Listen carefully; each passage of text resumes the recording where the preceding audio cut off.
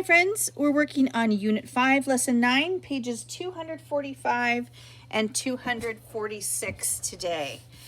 But before we get going, I forgot to do this last time, so I wanted to make sure that we do what's the time today. So what time is it? Go ahead and type it in chat.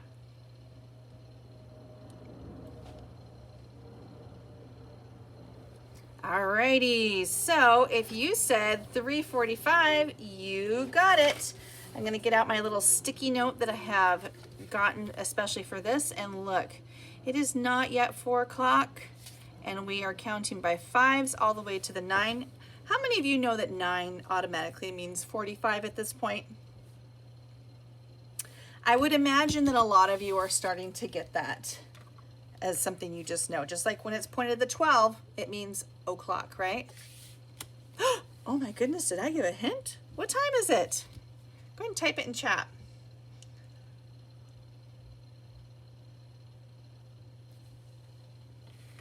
Alrighty, yeah, 7 o'clock. That one's pretty straightforward. When we have it pointing right at the 12 with the minute hand, it means o'clock or 00. So 7, it's pointed right at that 7. Check that out. Bashing! Perfect. Okay, last one. Ooh, this one's a little tricky. What time is it?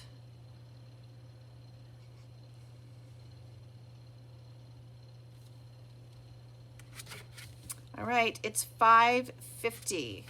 So we are not pointed at that 6 yet. So it's still in the 5 zone. 5, 10, 15, 20, 25, 30, 35, 40, 45, 50. So it is 5:50 at this point. All right, hopefully I'll remember to keep on doing that until the test. I don't know what happened to me yesterday when I forgot to do that. So back to our work here, Unit 5, Lesson 9, pages 245 and 246.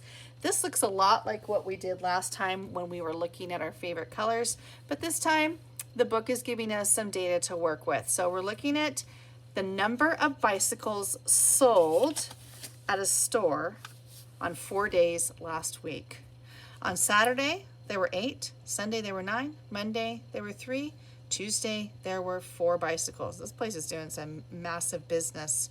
So I'm just going to do this part with you, and then I'm going to ask you to do the next part on your own. So the same title here should be the same title on our graph. So I'm going to write bicycle sales.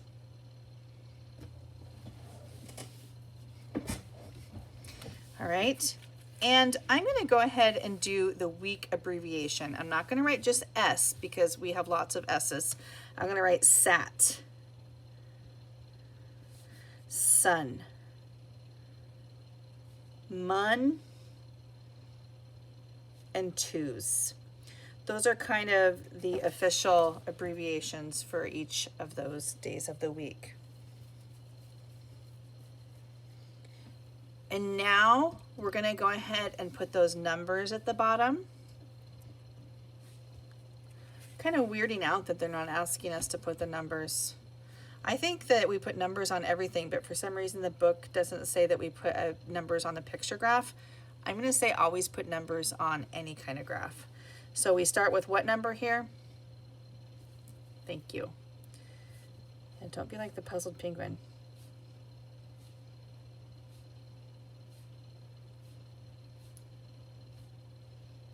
All right, and it says to make a pictograph, so it's a picture graph.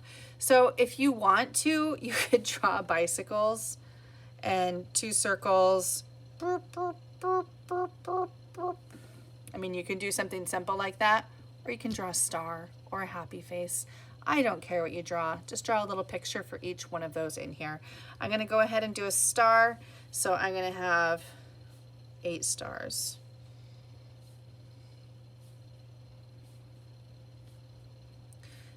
I would take the time and draw something beautiful if this were a chart that was going to be in a big report of mine, but this is just a practice math sheet, so I'm not going to spend a ton of time making this beautiful.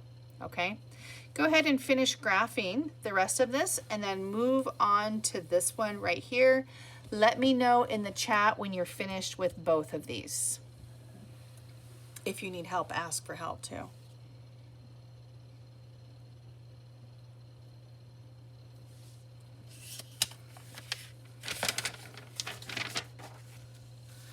All right, the next page, we're going to move more into how to read graphs. So we're going to use this graph to solve these questions. And we have a couple of things coming up like that, including the test in the future. So when you are taking the test coming up, like right here, we're doing exactly what we just did. We take this information, we put it in a picture graph and then a bar graph. Here, you're looking at this graph to answer these questions. Oh wait, no, to use just this question. And this graph to answer all of these questions. So just so you know, moving forward, we will be using the graph to answer questions. And we'll always be returning oftentimes to this, or often we'll be returning to the same graph over and over and over. This is where putting the number at the top of each one is helpful. So let's go ahead and start by doing that. Putting those totals on.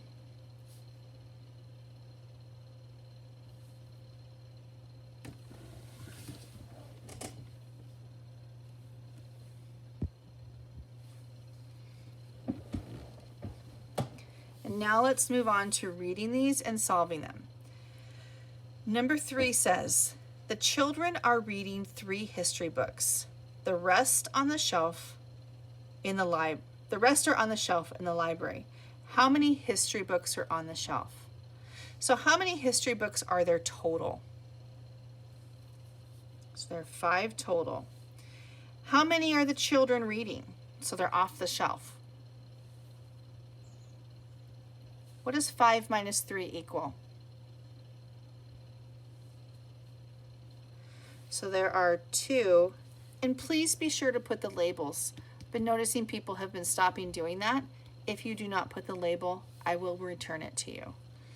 2 history books. That may seem silly, but it's one of those important pieces of the information, writing those words down. Number 4, and now I'm just going to kind of read them to you and we can talk about them if you have questions.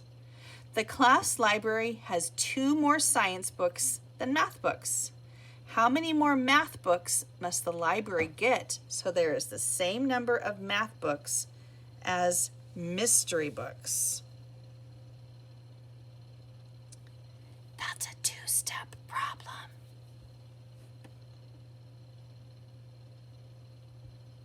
Number 5, children are reading some of the mystery books. The rest are on the shelf.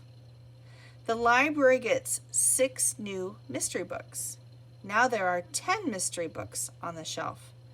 How many mystery books are children reading?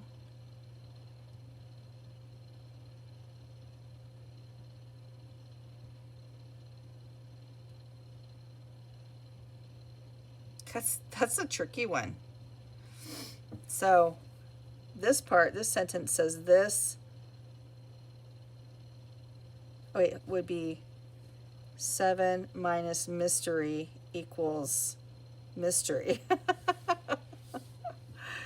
And then after that, we can add mystery books plus 6. So then we end up with that total. So we'll continue to work on this together if you need my help. All right? I want to see both sides of this in Seesaw today. All right, friends? Thank you.